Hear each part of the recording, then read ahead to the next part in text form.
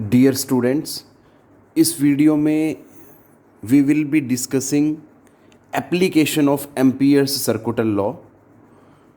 वो एप्लीकेशन क्या है? That it is used to find out the magnetic field due to infinite long straight wire carrying current.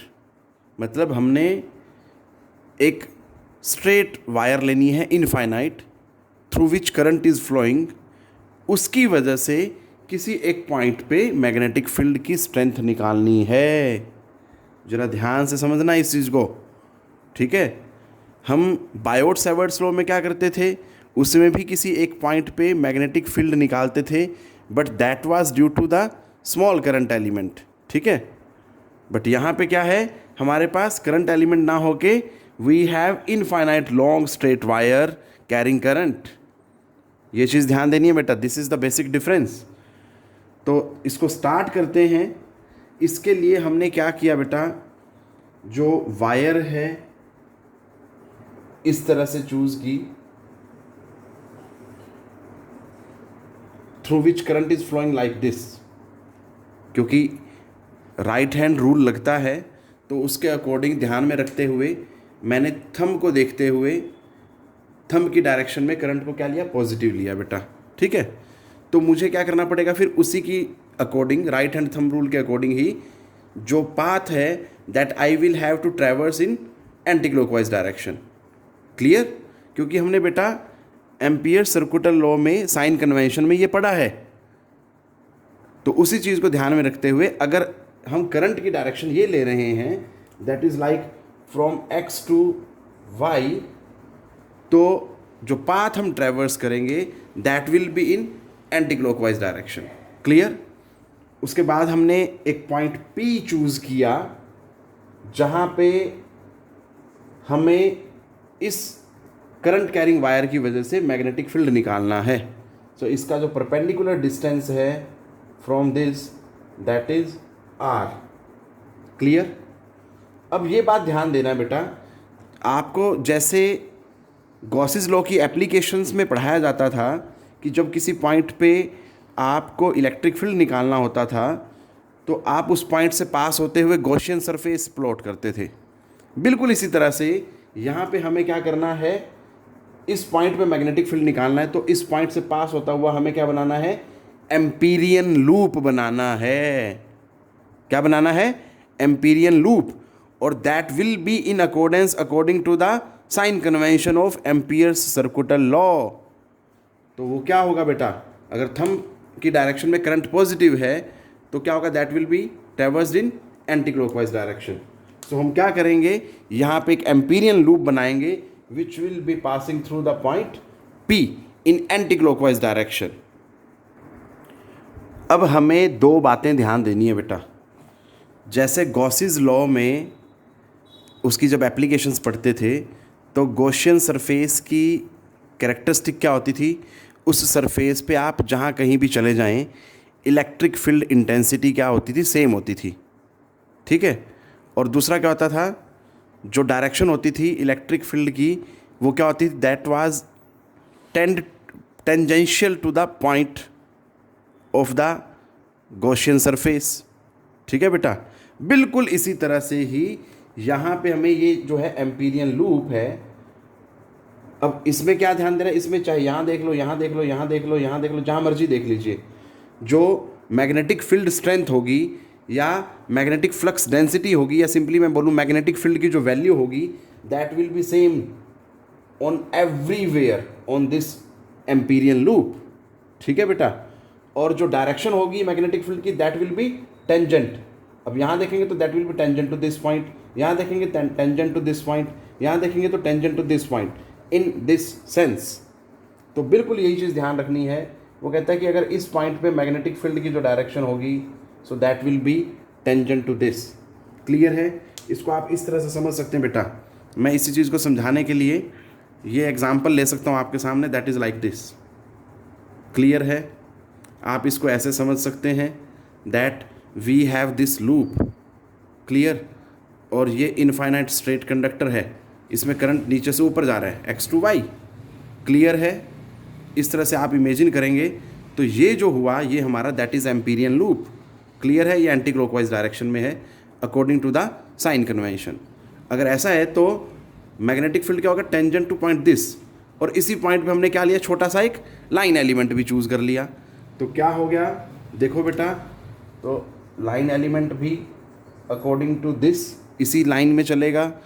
It means B और D L जो होंगे they will be acting in the same direction, क्योंकि circular path है ना बेटा, समझ गए? Tangent लेंगे हम, एक छोटा सा लाइन एलिमेंट लिया पी पे, और उसकी लेंथ जो है या जो डायरेक्शन है that is along the direction of B. Clear? अब हम लगाते हैं एम्पियर सर्कुलर लॉ। क्या कहता है देखते हैं ज़रा बेटा। तो हमें पता है line integral of magnetic field over the closed path, ठीक है जी, दैट इज, अब पहले इस हिस्से को सॉल्व कर लो। अब डॉट प्रोडक्ट है, डॉट प्रोडक्ट को हटाएंगे तो बेटा क्या लगाते हैं? कोस लगाते हैं, और यहाँ पे बी और डी एल के बीच में एंगल क्या है? Both are acting in the same direction, तो इसलिए जो एंगल होगा that will be 0 degree. Clear? अगर ऐसा है तो बेटा जी ये क्या हो जाएगा? That will become simply B D L. Cos 0 क्या होता है बेटा? 1 होता है, तो बी तो है कांस्टेंट, वो बाहर आ जाएगा और अंदर क्या रह जाएगा? डी एल रह जाएगा। क्लियर बेटा? समझ गए? अब अगर हम देखें एम्पियर सर्कुलर लॉ के अकॉर्डिंग, तो this whole part must be equal to mu naught times the total current threading through the surface और लूप। ठीक है जी? तो B D L is equal to mu naught times I. अब D L क्या है? That is the length of this Amperian loop. Clear? अगर इसकी रेडियस आर है तो लेंथ क्या हो जाएगी? That is equal to 2 pi R. So B into 2 pi R is equal to mu naught I. आपको बी निकालना है, so that will become this. अगर मैं इसको थोड़ा सा मॉडिफाई कर दूं, मैं यहाँ पे 2 से मल्टीप्लाई और 2 से डिवाइड कर देता हूँ, थोड़ा सा फेमिलियर रिजल्ट आ जाता है, that is 2 I by R. So this is the result for the magnetic field due to current carrying infinite long wire at a point P। ये है बेटा। अब यहाँ पे कुछ एक दो बातें आपने याद रखनी है।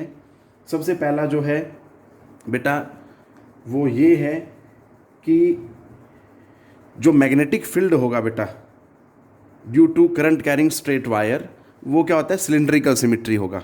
उसकी सिमिट्री क्या होगी? Cylindrical symmetry. ठीक है बेटा? दूसरा जो आपको याद रखना है,